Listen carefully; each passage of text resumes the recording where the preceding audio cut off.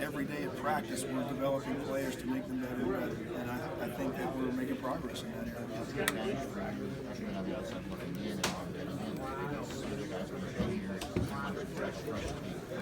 I think so. I think that would be true regardless of whenever there's different coaches. I think there's always a different, I do things differently than everybody else does, and that would be true for the next guy that comes in. And the way that I coach and the experience that I have, I'm not a big yell and scream guy. What I think is the most important part of what I do as a coach is I build a trust relationship with the players that I coach,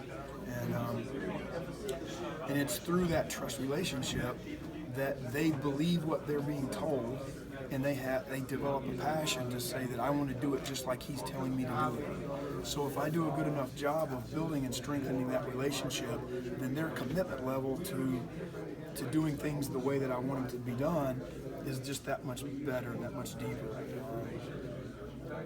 Football is it's a game of commitment. It's a game that you have to be all in, and you don't put your toe in the water to see how cold the swimming pool is. You have to jump in the deep end and you have to start swimming, and that's what these guys have decided to do. I've been so pleased with their attitude and their response to me being here and them being coached the way that I coach them, that I've just got a lot of respect for the kids that are in that room. Are you happy with the size they are physically, like just in stature? I think that they are a very good-looking offensive line. Right? We've got a very big team, and certainly with Mekhi Becton, the freshman coming in from Virginia at 6'7", 350. I'll make him feel good at 350. That they're a very big offensive line, and so now but offensive line is not necessarily about size. Okay, you can go all over the country and you can find great big guys. They're everywhere. What the offensive line is about can you move your feet and can you stay connected? Can you hit a landmark? Okay, because it's about leverage and it's about athletic ability. So just to be big and slow and not flexible does not allow you to create movement at the line of scrimmage or to stay connected when you're in pass rush. I think we're an athletic offensive line too. I think Jaron Christian and Case McNeil have got great feet. Becton, for his size, is unbelievably athletic. Kenny Thomas is the same way. They've all got good footwork. They can move their feet. They can play in space. And so as we move forward and our knowledge of defensive football increases, in the NFL we had this sheet on our evaluation forms that said FBI. It's called football instinct. As we develop that football instinct so that we know what to do when we're presented with a different surface to block, okay? We're not going to be able to prepare for every defensive front that comes up. So they have to now rely on their instincts about offensive line movement. We have to understand about gap exchange, okay? When one guy leaves a gap, somebody's going to fill a gap. Well, until you've had enough reps and enough turns to have that feel that I know this guy left, so I'm going to stay because someone else is coming. That way I don't chase out of a gap. It's hard to teach that. You have to have rep after rep. And oh, by the way, that happens in about 2 or 3 seconds with a guy in front of me that can bench press 400 pounds. So it's an incredibly tough job that I have a lot of respect for the guys that do that. And as we continue to progress, we'll see them grow closer and closer together. It seems like Lamar's unpredictability is a real asset for him. But does that complicate the offensive line's job when maybe you're not sure he's not in the pocket?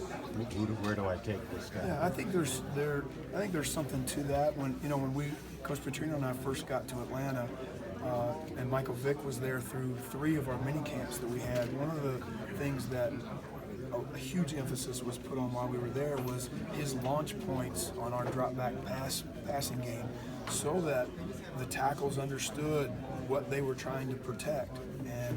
And Lamar has done an incredible job of being able to avoid rushes and escape and make huge plays, and that's a big part of his game.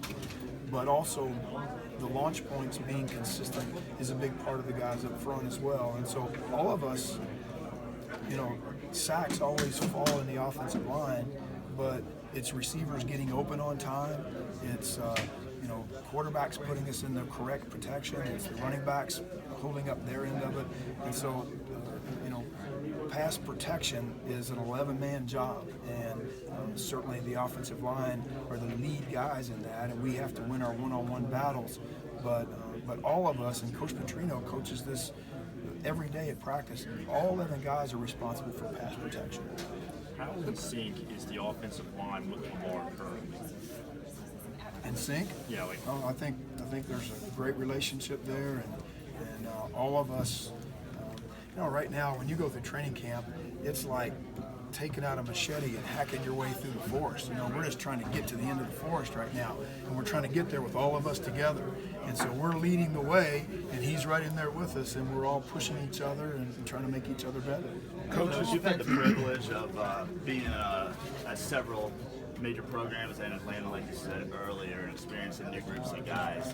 How is this foundation of this offensive line compared to the others that you've experienced for the first time? Yeah, they're all different. Everybody's at a different level of development when you arrive, and I don't really look at that. Certainly, these guys have been coached really well. They're technically sound, and so the only advantage that I had coming in here is that I've been in this offense before.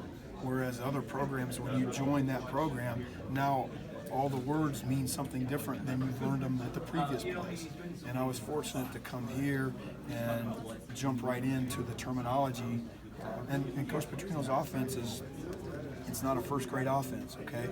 And so I have been through this before, and certainly they've added to it and done a lot since I've been away. But the basics of the offense I understand, and that's made it easier for me. Coach, we've had size and we've had ability here at Louisville on the offensive line, but at times I feel like they've lacked that intensity or that nastiness that an offensive line needs to really go out and just hit somebody in the mouth. Can you teach that, or how do you instill that, or what do you do to instill that in the kids to go out and do that every night, to perform every night like that? Well, I don't have hitting them in the mouth as one of my landmarks, but obviously the toughness part of football manifests itself in the offensive and defensive line. Okay, there's a collision on every single play, and those collisions happen, and there's about a 12-inch, sometimes less when the defense lines up all sides, but a 12-inch neutral zone between the two of us, and we get a chance to go capture that neutral zone and come off the ball and drive our feet to try and reestablish the line of scrimmage. Football, the way it is today, there's certain plays that are designed to come off and move the line of scrimmage. Other plays are designed to zone the line of scrimmage and create gaps instead of movement. So when you start talking about physical play, what it means to me is it means correct pad level, correct landmarks, and finish. And so I take, can you go hit them in the mouth?